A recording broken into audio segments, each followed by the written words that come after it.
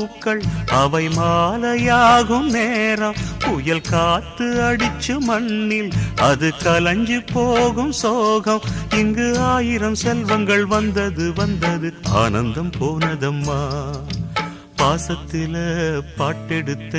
பாட முடியல பாஞ்சு வரும் கண்ணீர மூட முடியல